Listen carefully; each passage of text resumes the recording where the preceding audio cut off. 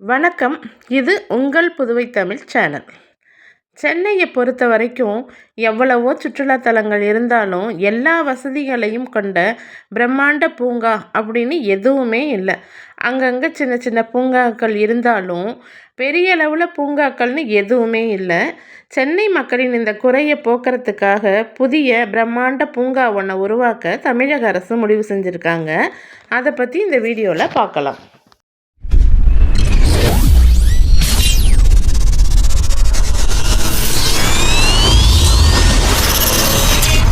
சென்னை ஈசிஆரில் சுமார் 100 கோடி மதிப்பில் பிரம்மாண்ட பூங்கா ஒன்று அமைய உள்ளது. இந்த பூங்கா பயன்பாட்டிற்கு வந்தால் மெரினாவுக்கு அடுத்தபடியாக பிரம்மாண்ட பொழுதுபோக்கு இடமாக சென்னை மக்களுக்கு அமையும்னு எதிர்பார்க்கப்படுகிறது.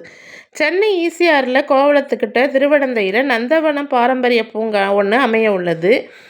இந்து சமய அறநிலைத்துறைக்கு கீழ் வரும் கோயில் நிர்வாகத்திற்கு சொந்தமான 211 ஏக்கர் பரப்பளவுள்ள இந்த பூங்கா அமைய உள்ளது. இந்த பூங்காவை அமைக்கிறதுக்கு எல்லா விதமான ஒப்புதலுமே கிடைச்சிருச்சு. அதாவது கடலோர ஒழுங்குமுறை மண்டலம் உட்பட அனைத்து துறைகளும் ஒப்புதலுமே கிடைச்சிட்டதா சொல்லப்படுகிறது. இந்த பிரம்மாண்ட பூங்காவில் விகார வளாகம், சோலைவன வளாகம், மைதான வளாகம்னு 3 பிரிவுகளாக பிரித்து ஏராளமான திட்டங்களை செயல்படுத்த சுற்றுலாத்துறையில் திட்டமிட்டிருக்காங்க. விகார வளாகத்தில் குழந்தைகளுக்குன்னு விளையாட்டு பூங்கா, நட்சத்திர வனம், நவகிரக வனம், துளசி வனம், கோயில் ஸ்தல விருட்சகங்கள், ராசி வனம், மேலும் கோயில்களில் பயன்படுத்தப்படும் பூக்கள் நிறைந்த வனம்னு இடம்பெற உள்ளது.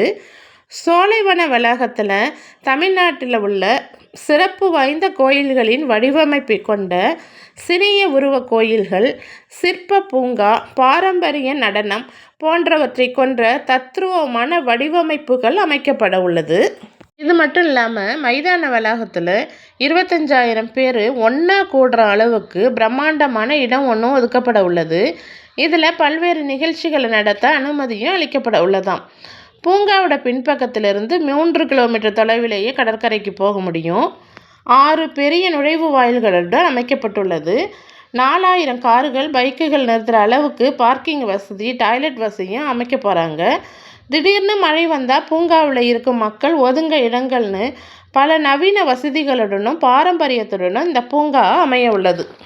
இந்த பூங்கா அமைக்கும் பணிகள் இன்னும் 3 மாதங்கள்லேயே தொடங்க உள்ளதாக தமிழக அரசின் சுற்றுலாத்துறை அதிகாரிகள் தெரிவிச்சிருக்காங்க.